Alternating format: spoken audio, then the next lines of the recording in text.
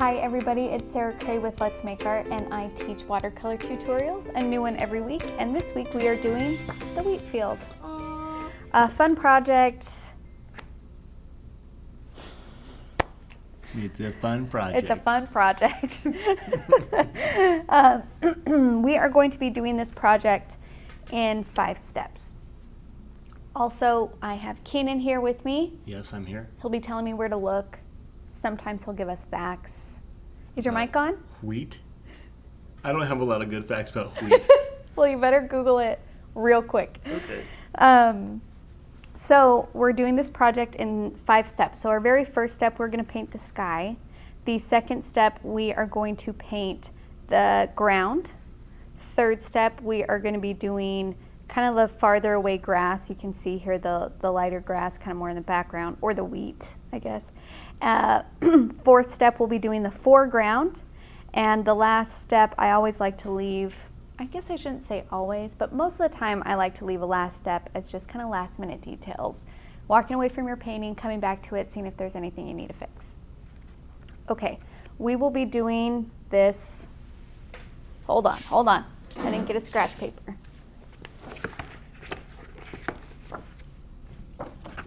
Okay. We are using 4 colors for this project. So our very first color is Tiger Orange, which has very strong yellow undertones. Our second color is Rose Red. Our third color is Emerald Green. And our fourth color, you want to make sure that your brush is clean, is pink. Okay? We are using 2 paintbrush for this project, around 6 and around 2. This is our Let's Make Art Classic series. Great brushes, similar to the Princeton Heritage series. Those are also really great brushes. Or just use whatever round 2 or round 6 that you have. I will say that they're both synthetic hair, which they're a little bit firmer, which means they stand up, like, they're not floppy. Snappy. Yeah. And if you have problems with your bristles falling out while you're painting, it's because of the quality of brushes that you're using. So I would suggest investing in some higher quality brushes, because it is very frustrating in watercolor to be painting and your bristle hairs are falling out all over the place, because that's happened to me before. If you have stray bristles, what do you do to them? To make them like go back in? Yeah, like, do you? I actually, and Jessie told me this, so I haven't tried it personally, but she says that she uses fabric softener and to reshape her bristles. That's cool. Somebody else I've heard says really warm water, and it was either just warm water by itself and like kind of shape them, or warm water and like soap or something. But I recently, Jessie told me about the fabric softener trick, so I haven't used it, but I trust Jessie, so. That's cool. Yeah. So that is what I would suggest. Thank you. The techniques we are using, there's nothing really new happening with the techniques we're using. So we'll be using thin lines. We'll be using values, which is all about the lightness and darkness of a color. And we will be doing some wet on wet techniques and wet on dry. If you're not familiar with any of those, we have an entire beginner series videos that are available on YouTube that you guys can take a look at. But these techniques we pretty much use in almost every painting. So if you need to familiarize yourself with those, I would suggest taking a look at those. If there's anything new we go over, I'll demonstrate it. Nice. Okay, so the first thing that I did is I grabbed something round to act as like my sun. You can use anything round. I think I used the lid off of a salt shaker when I made this project. Right now I have a little canister of bleed-proof white that I can use. A quarter would work great.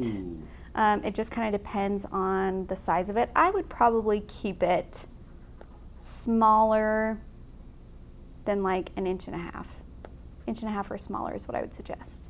Would you say that's about less than that? Sure. Yeah.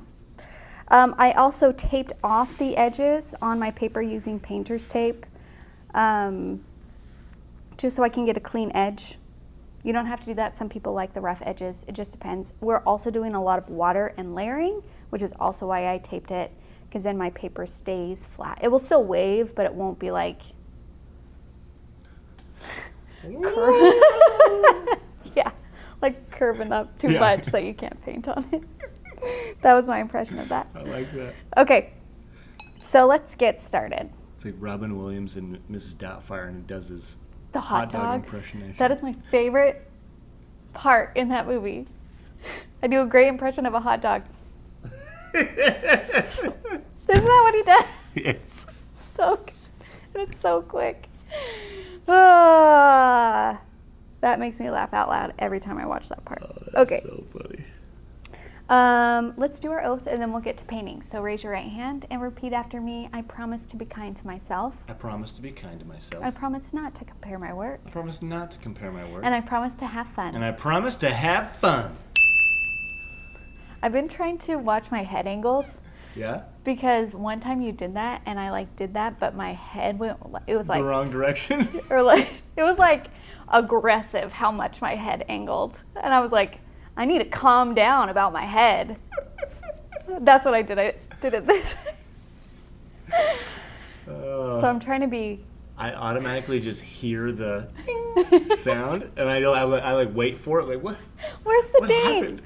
Why don't we have a ding on our side? Yeah, we need the ding. Oh, I should get a bell. You should get a bell. Ding. Also, I would like to say it's so humid. It's very sweaty in here. I'm so just wet. Just sweaty. It's so bad. Michael, you can take that part out. We don't need to tell them how sweaty I am. So I'm just going to place my thing on here and paint around it. It's just to keep some of the paper white when we do our initial wash, and then we go back and kind of cover it again. So it's just a fun little thing. Trick. And it's circle. So if you have tape, if you have a sticker, do I have something on my nose? No, my nose itch. Sorry, it was just really bad. You did like timing. a really sly.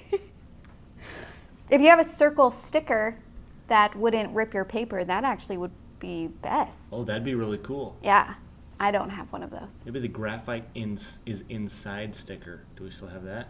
Oh yeah, I don't know how much. Peel that off the plastic and Maybe peel that off the plastic. See if that rips your paper before you put it on your actual painting. If it doesn't, you're good to go. yeah, perfect. Okay, let's get started. So, I'm going to start with my round 6. Actually, I'm going to move this here and put this here. Does that still look okay, Keenan? Yes, it does. Okay. So, I'm using my round 6 and picking up some tiger orange and adding water to it on my palette because I want it to be a lighter value. Okay.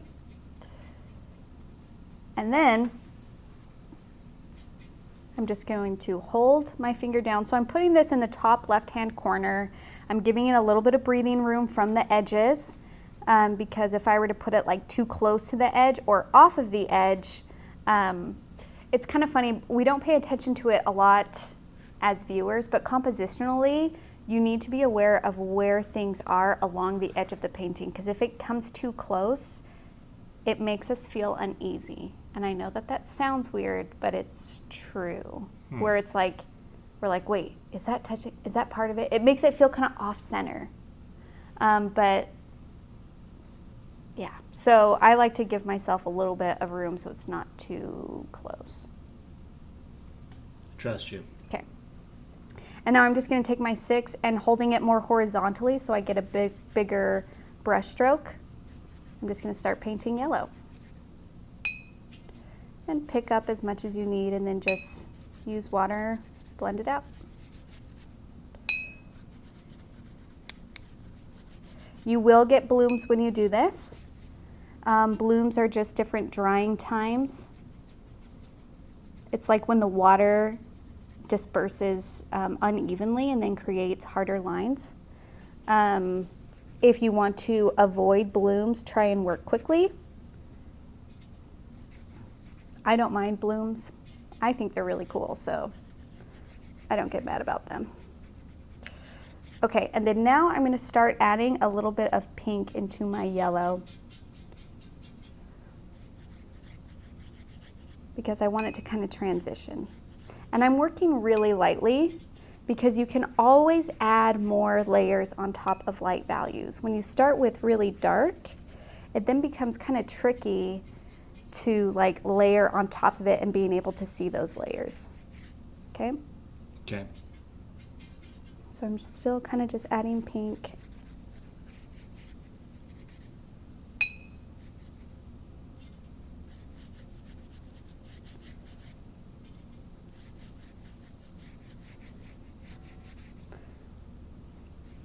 And you might be able to see some of your edges too, but that's fine. You can see in the reference photos I have that, so that's not a huge deal.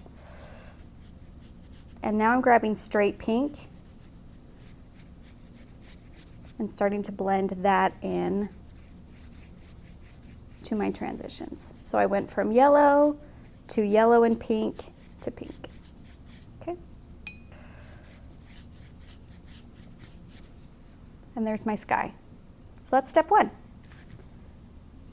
Beautiful. And then I might, like here on my edges, I can see I have a little bit of white spots where I didn't go all the way to the edge. I'm just gonna clean those up. Maybe over here a little bit too. Just kind of be careful when you come back to the top and make sure that you don't have too much pink in your brush, because then that kind of ruins the transition a little bit, but it's also not the end of the world because skies are not perfect. I mean, look at any sunset at any night and they're very different from each other. The clouds don't all, I mean, there's sometimes clouds or different reflections or something going on where there's hints of colors different places. So like, I don't want you to stress if it's not perfectly even and smooth because the sky isn't that way. You know what I mean? Yep. Okay, so now I'm going to remove my little thing, okay? And I'm going to move to step two where I'm going to do the ground. So I'm going to try and mix a brown color. Brown is essentially dark orange. You can also mix brown by mixing complementary colors. Complementary colors are colors that are across from each other on the color wheel. So red and green are complementary colors. Orange and blue, and yellow and purple. So I'm going to grab some red. And I'm going to grab a little bit of green. And now I have a brown. And I kind of want this to be like really orange and red coloring because, and this might not be true in the Midwest, but in California, in the summer right now, everything is like dead. Like all of the grass is yellow, all of it. Oh. So like when I think of summer in California, I think of yellow and gold, especially when that sun is setting. So you have that gold across the sun, across everything, and then the grass itself is yellow because it's dead. So it just is like orange, red, yellows to me. In Missouri, everything is green here, like bright green pretty much. So this might ring true for you, this might not ring true for you. That's okay. I like this one. Me too. Okay, so now I'm taking my kind of more red orange.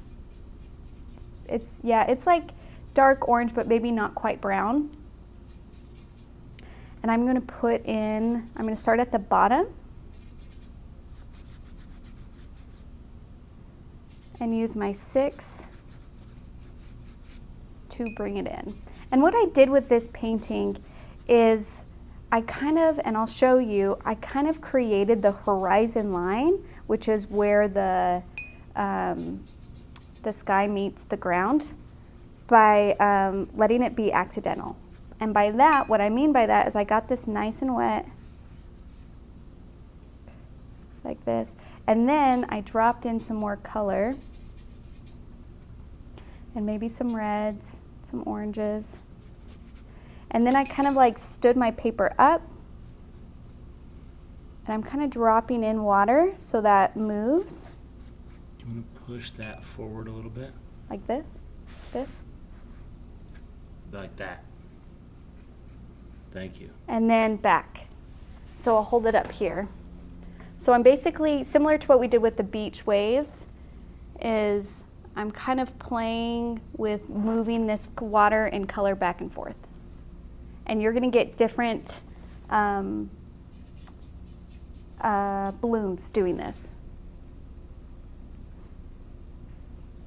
So I kind of am just really playing with it back and forth. Again, I don't want this to be a super dark, because if it is super dark, when we go to do our foreground, we're not going to be able to like really see on top of it as we paint.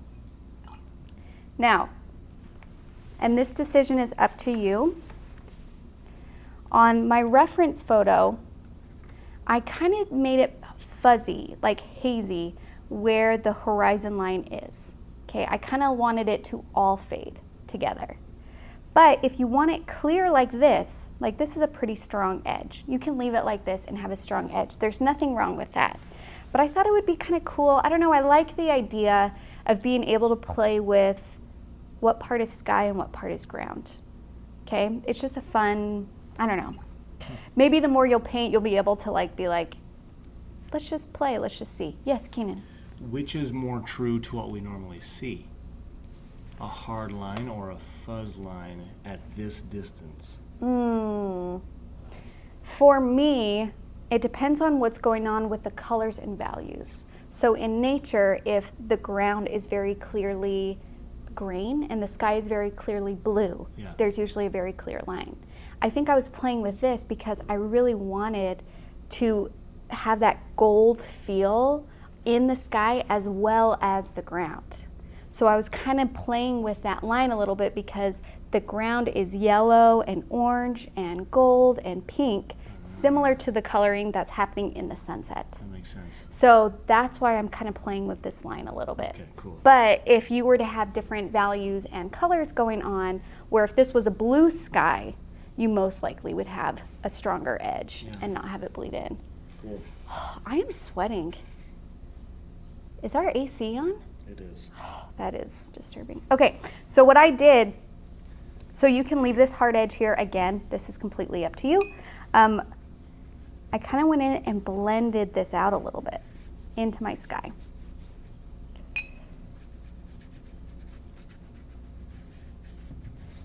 Because again, I'm playing, since these are similar colors with each other, I just kind of wanted to play with that. And now, like, there's still kind of a line, but it's like, is the line here? Is the line here? I don't know. And then it's like, that's kind of fun, you know? Totally. Okay.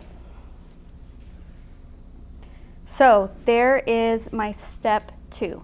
Now, I'm going to start putting in my grass that's a little bit farther away. So kind of coming from the middle of my painting. If your painting is still wet, you might be able to pull.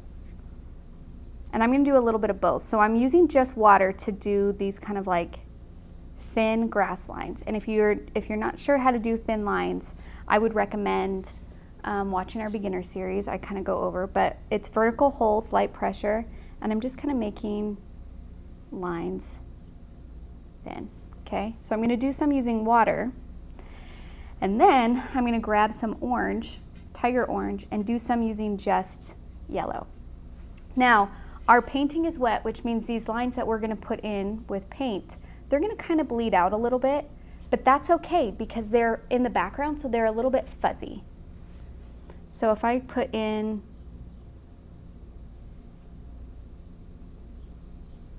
this kind of gold line right here, see how it's starting to blend out? That's okay. And I'm actually going to add a little bit of rose red in there to make it a little bit more orangey and not just like straight yellow. And there's different types of, I mean, you guys, you know me. I don't know a lot about wheat or plants or grass or really anything that I'm painting. But I feel like the ones that are far away, I try and do thinner details with. So either like we have some wheat coming out here that kind of like goes like this. Okay. And then there are some other things that maybe they're not wheat. I'm not sure what they are. maybe they're just kind of weeds, and they just kind of have these like really thin like seeds kind of going off of them. Are you doing a close-up on this, Keenan? Yep. Okay.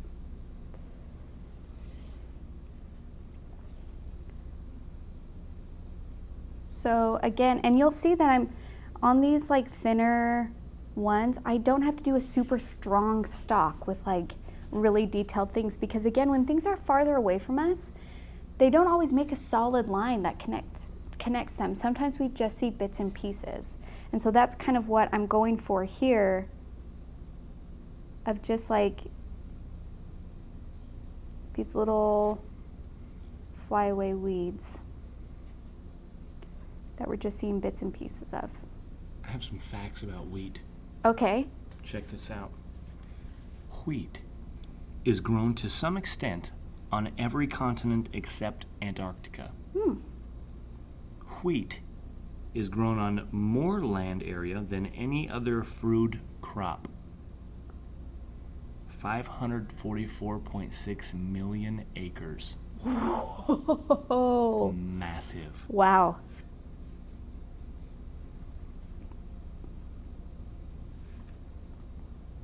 Yeah. Okay.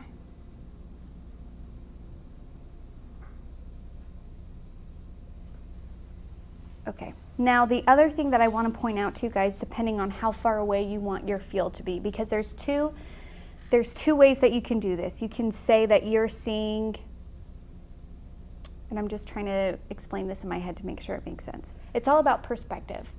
If you are above the grass line, then you would see that grassy hill for a really long time, right? Because you're above that grass line. So you would see it go into the distance for a really long time. If you are more below the grass line, then you would kind of just see the ones up front. It's kind of like a hill. Do you understand what I'm saying? So if like, let's say I'm standing here and there's a hill or like a field of wheat in front of me. And if it kind of goes, if it's flat and I'm standing and looking at it, I'll see that for a long time in the distance. So I would see it go, go, go, go. If there's maybe a hill where it goes down, then I would really only see the top of like what's in front of me, the foreground, and that itself would cover everything because that ground goes down. Okay. You know what I'm saying? Yep, yep. So this is where you guys get to decide. This is more the perspective of I see what's in front of me and then it kind of dips. I can't totally see what's going on. That's kind of also why the horizon line is a little bit fuzzy. If you want to make it so you see everything on an even field and it goes, goes, goes, goes, your wheat or your weeds would get smaller and shorter in the distance, okay? So like here, I have it up front, and then if I were to keep going and I wanted to communicate that like that space is going back, then my little weed grass here would get smaller over here. And then when it gets like back here, it would actually just be the tops of it. So it would just be these kind of little dots poking through. Does that make sense? Totally. Okay, so I'm just showing you how you guys can do that if you want to make this seem like a really long field that you see go on for miles and miles. That's not entirely what's happening in this project, but I think it's useful to show you the tricks that I use to communicate what, so you guys can make it your own. Okay, so, and you can see we're getting some really interesting blooms. We're getting some really interesting colors, which I love. And now we're ready to move on to step 4, which is kind of putting in the foreground a little bit more. And again, you might have to do a couple of layers depending on how your painting is turning. But I'm going to mix some more brown. So I have red and I have green. And I'm going to use more of the green to make sure it's a darker value brown. And I'm going to start putting that in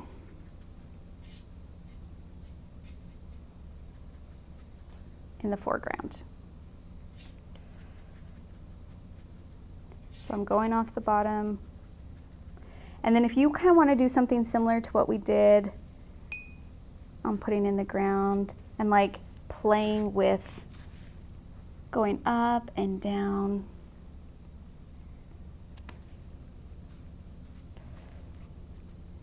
you can.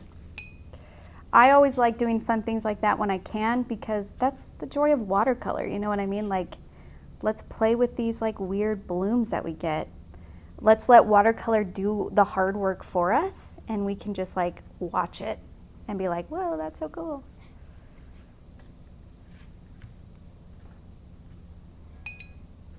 Less work, more art. That's what I'm saying. Okay, and then this one, we kind of want to let it to dry a little bit more, because the wheat and the weeds that we're going to put in the foreground, we want to make sure those are sharp.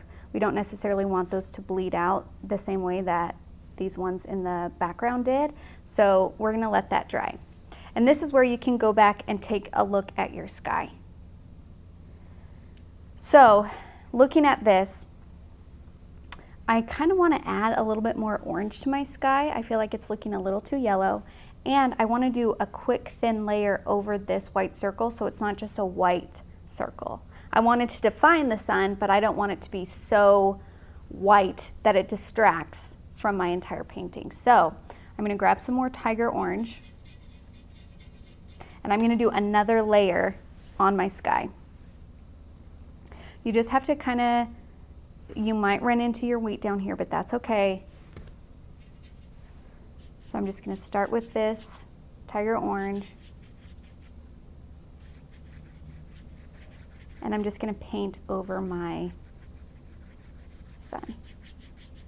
Now, because I'm doing thinner layers, you should still be able to see the white part of it a little bit, like this, the shape of it.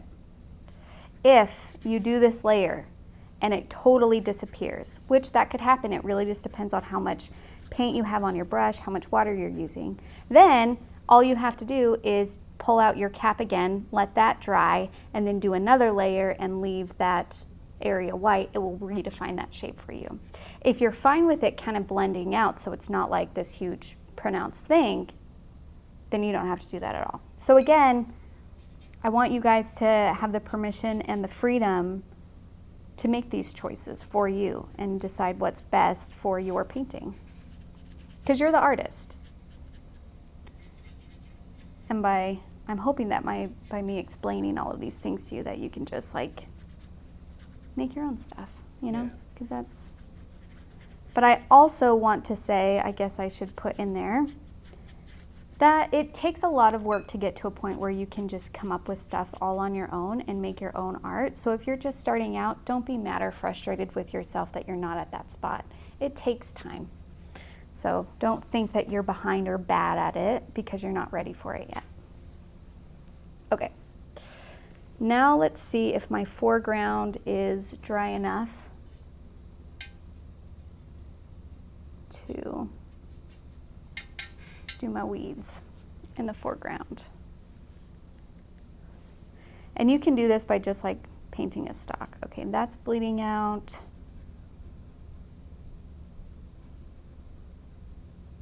And I'm just kind of putting them in.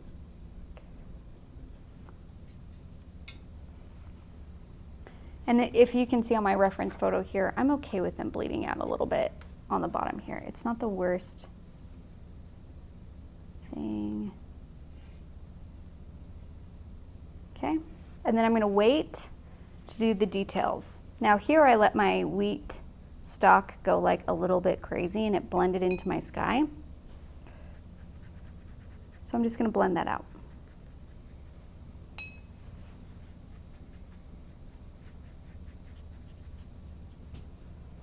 Do you think I should do, I think I'm going to do what I told you guys to do. I want to redefine this shape a little bit more. So while this is drying and I have to wait for that to dry anyway, I'm going to put this back,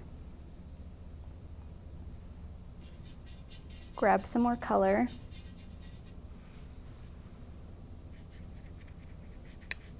and do another layer in my sky.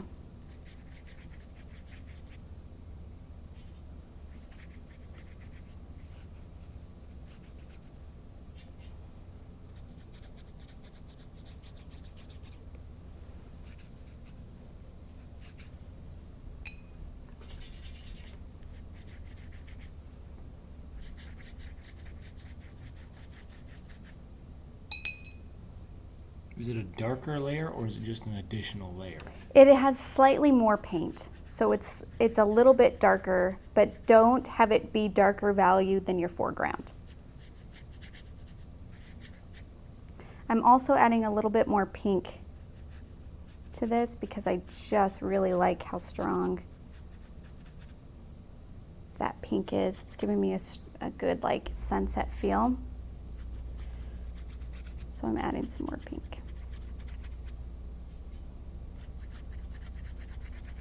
Lovely. Gosh, isn't that like a gorgeous, Yes. like, ugh. And I'm kind of just blending out my foreground to my background a little bit. Okay. There we go. And you can also like go back in and kind of, if your circle got a little bit wonky,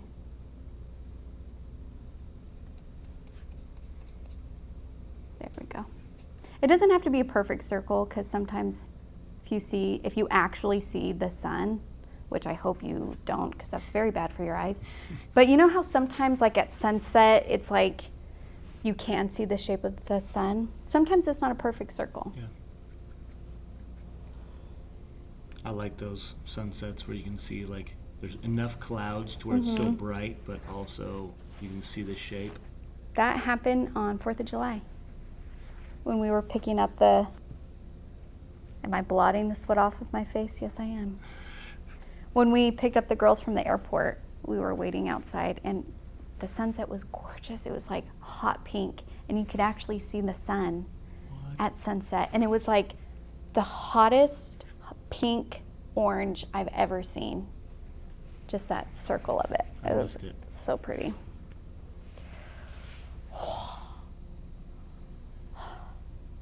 We gotta wait for this to dry now. That's what we're doing. Okay, cool. Okay. I think this is dry enough now. So I'm grabbing my round 2, grabbing some dark brown.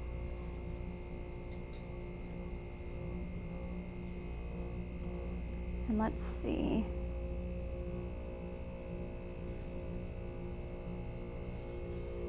Okay, that's staying pretty sharp.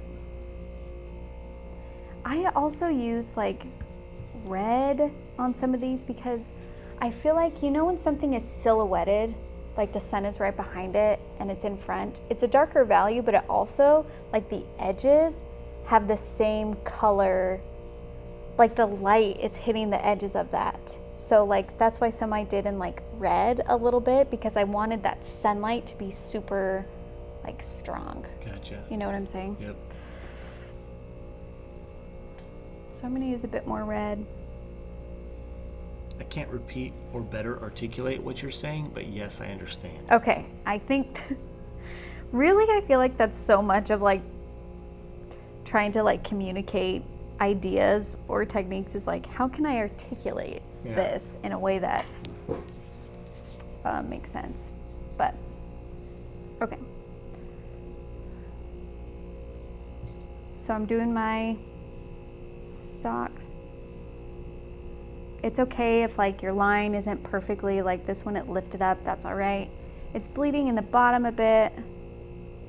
That's fine too, because it kind of just gets messy down here. If you want to use a little bit of salt to get some different like textures.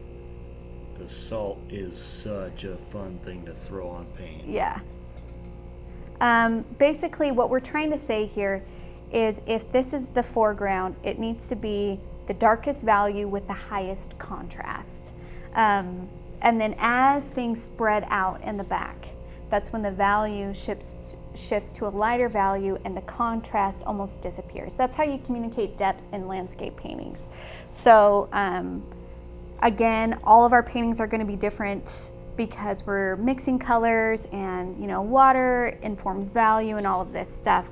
But the general rule is foreground, darkest value, highest contrast. Farther it is, the fuzzier, lighter value it is. Okay, so just keep that in mind as you're, and that's atmospheric perspective, that technique.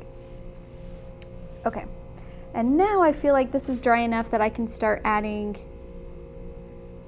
You can do the little, like, maybe those thin weeds that kind of have the dots go off of them. You know what I'm saying? Can you picture these weeds? They're just big yellow weeds. Yeah. You know? Yeah, I can picture those. Or the wheat, they kind of start in the middle and then they like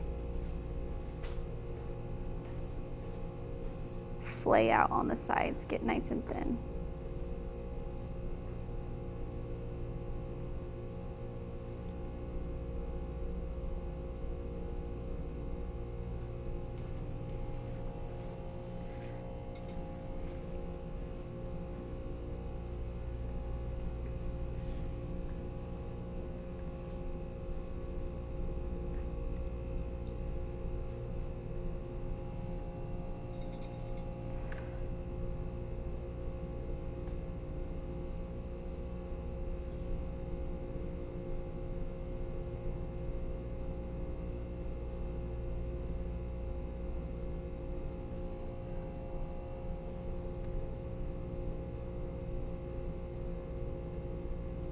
Kind of like the delicateness of like these ones here. It's just kind of fun. I just like this one because of all the different values. Yeah, and the colors. And Yeah. I know that we blended a lot, like our midground, we blended out a lot by putting our sky back in. So if you want to put a few more like far away weeds in, just pay attention to your values. So I'm going to put a little bit in because mine kind of blended out. I'm using orange, the tiger orange.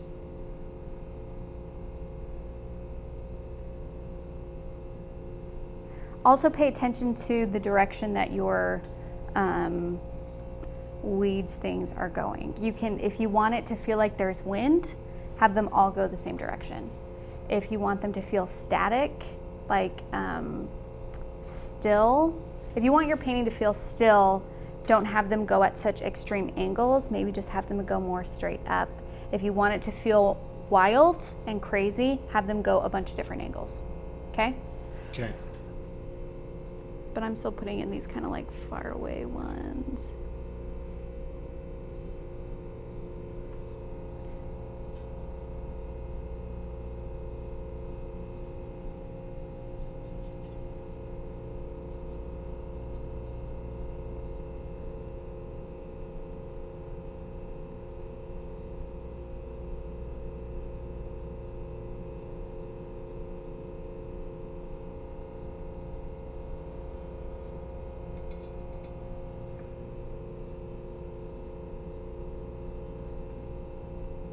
So I'm putting in that dark foreground. I wonder if I have any salt. I don't see any. Whenever you're doing salt, whenever you lay a color down when it's still wet, drop in some salt. And then depending on the type of salt, type of paint, type of paper, and your environment, you're gonna get different reactions. Sometimes I get really strong ones and sometimes I get like meh ones. If you want some flavor, season it up a bit. Is your paper bland?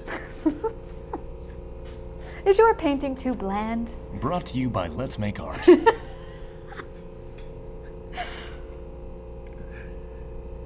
We should do an infomercial for We should. salting paper that's wet. And this is on close up right so they can see me doing the kind of wheat part. I did bring it to the other side of the paper. Okay, so I'll do one close up over there. Okay. Because I wanted them to be able to see that real dark one that you were painting. Yeah.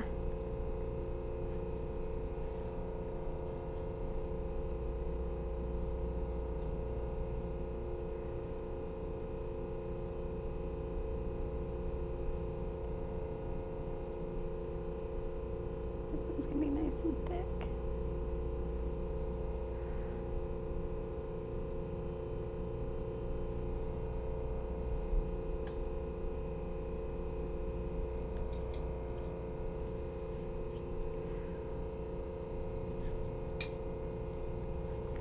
So for like the wheat, I feel like wheat kind of comes up.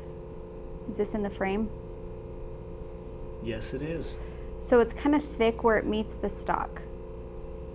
And then you want to make sure you can get a really thin line. You're going to do kind of thin lines coming out from that. So it's thick at the bottom and then it gets thinner.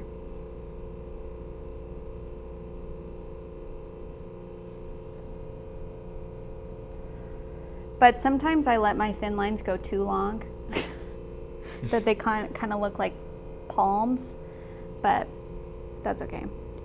I think true wheat is not that long of a thin line. I just really like letting my thin lines like go, you know what I mean? Yeah, that looks nice.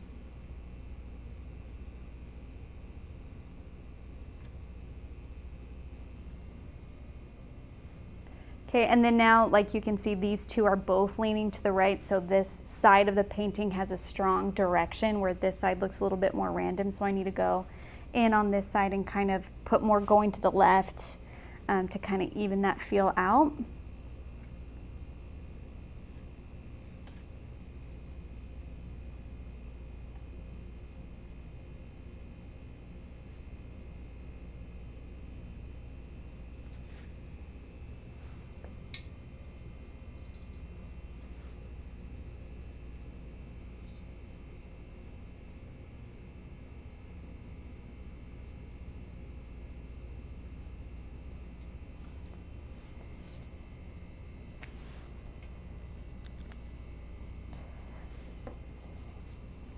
And again, you are going to get some hard lines. You're going to get some splotchiness. You're going to get, but like, that's kind of what I really wanted for this painting. I just wanted to give this opportunity for you guys to say that like, everything doesn't have to be pretty and perfect for it to be fun or of value. So like, let's mess things up on purpose. Let's go in here and say that like, it's okay if my wheat itself looks a little bit funky and weird because it's fun throwing in different values and playing with different textures and experimenting, because I think that sometimes we need permission to allow ourselves to be bad at something sometimes. And also that's really how we learn for ourselves, is by being okay with making it not perfect. Sometimes we're so caught up in making something beautiful and perfect that we like squeeze it. We love it so much and we care about it so much that we squeeze it and it like withers and dies. You know what I mean? 100%. So like, I wanted to just play with strong colors. I wanted to play with accidental elements. I wanted to play with weird marks and lines, because I want to give you permission to do all of these things in any painting that you're doing. You have the right to do that. So like, if you're looking at this and saying like, this looks kind of funky, or you know, these are kind of weird, that's okay. It's okay to do that. And I think that when we let ourselves play in that way and know that we come into a painting saying like, this doesn't have to be perfect. This doesn't have to be anything other than fun or an experiment. That's really when we grow, because that's when we play and try things. So it just kind of, I guess this is on my mind. I was reading a book last night. It's a fiction book, but I really enjoyed it. It was Daisy Jones and the Six, and she's a singer. And they wanted her to sing this song, and she was holding herself back because she was really afraid that like her voice would crack or it wouldn't sound pretty, or you know what I mean? Like she wanted it to sound pretty, and the guy was just like, no, I want you to sing ugly on purpose. I want you to like feel it. Like, it's okay. Like, just throw yourself out there and just commit. And I just thought like, wow, we could really use that in painting sometimes. Like, how many times do we give up on a painting halfway through because it's not perfect? Or how many times do we not even attempt it because we're afraid to put ourselves out there so much? Or how many times do we not learn something because we didn't want to try something because we were scared that we would mess it up and it would no longer be pretty? Yeah. So I think that's maybe why I'm a little bit passionate about that right now, because it's just in my head. But Super motivational though. it's just good. It's a good thought process to have. It's just good for you guys to know that like, that's what creating is all about. Okay. Okay, I feel really good about the direction, the feel of my grass. I will say that I'm starting to pick up a pattern about the spacing of my things because our brains tend to do that automatically. So I might want to throw something in here to kind of throw that off, because it needs to feel a little bit more random than perfectly spaced. So if you notice that in your own painting, purposely go in there and be like, okay, this is gonna go this way. Now the other thing that I wanna talk about, if you have it, if you don't, I think that this is fun and awesome and good to go. But I will say that if you want your foreground to pop even a little bit more and you have some bleed proof white, go in with some bleed proof white and highlight a few of the areas, because that's really what we see in the foreground is contrast. Contrast means dark values with light values, and put them next to each other. So right now we just have the dark values going on, which is doing its job. It's showing us that it's right in front. But if you really want it to pop a little bit more, just do a little highlights throughout the ones right in the foreground, and that's gonna really make it just like pop out. We don't have bleed proof white in this kit or box, so I did not use it in this project. I'm just letting you know what you can do to really give it that extra pop. And I'm just gonna blend out some of this. So in some of my areas where it maybe got too dark, you can go in and let in some light. You can lift color out with a damp brush. You can blend out some of these areas. Again, play with it.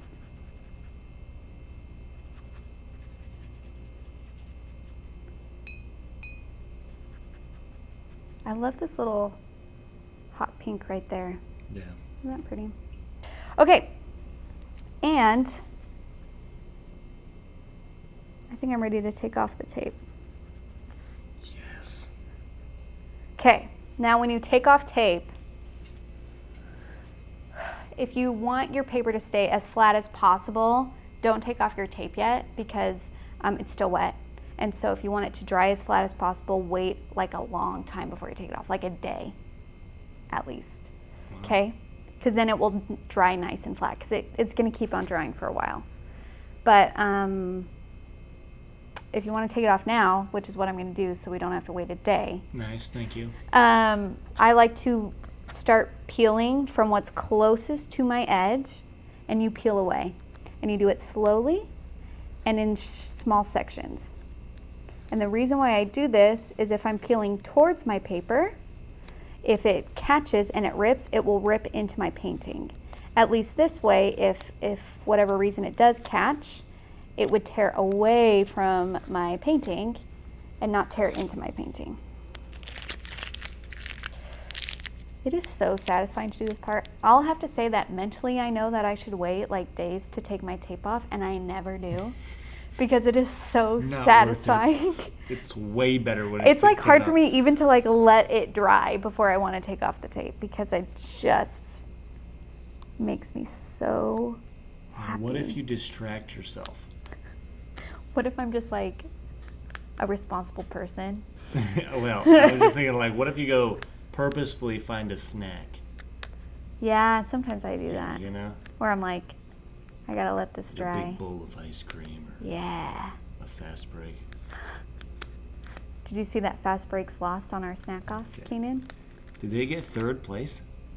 I don't know. Okay, because if Reese's Pieces beat it out, I'd be very upset. Okay, the Reese's Pieces shell is so great though. I don't that care crunch. about the shell. That chocolate is gross. There's no chocolate in there. Exactly, there should be. That's my point. The lack of chocolate. Yes. That's fair. Okay.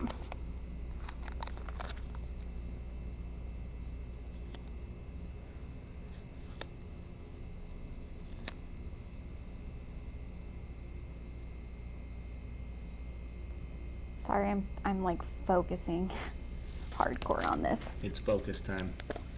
That's why I'm not talking. One side left.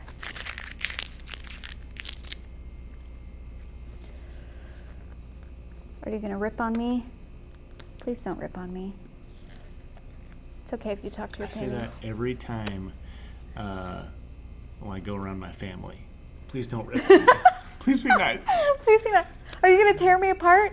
Please don't tear me. I swear when this is all over, I'll shave. Just don't tease my beard again. I'm not strong.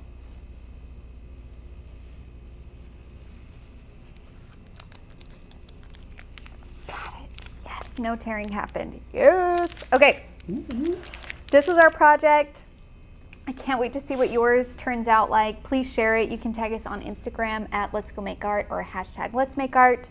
We're on Facebook with the Facebook community that's all about sharing your guys' work and learning from each other, and that is called Let's Make Art Watercolor. This is a fun, loose, colorful project. Everybody's is going to look so different from each other because it's so freeform, but there's so much value in that because then you can look and see what other people are making and say, gosh, I like that you added pink to the top of your sky instead of just yellow, or I really like how you did your foreground. I like that you defined the horizon line, or you know what I mean? Like, Yeah. take this opportunity to learn from each other. Someone may not want to use tape and want to blend it out to the edge of the tape paper. Yeah, or maybe have like a really rough line, you know what I mean? Like or jagged tape. Yeah. Or maybe they do a different silhouette than a rectangle. Like, a diamond. Yeah. There's just Or a fast break shape. a Reese's shape. A Reese's cup shape. Circle. A circle. That would be a circle. Okay, you guys are awesome. Thank you for painting with me, and I will see you next week. Bye.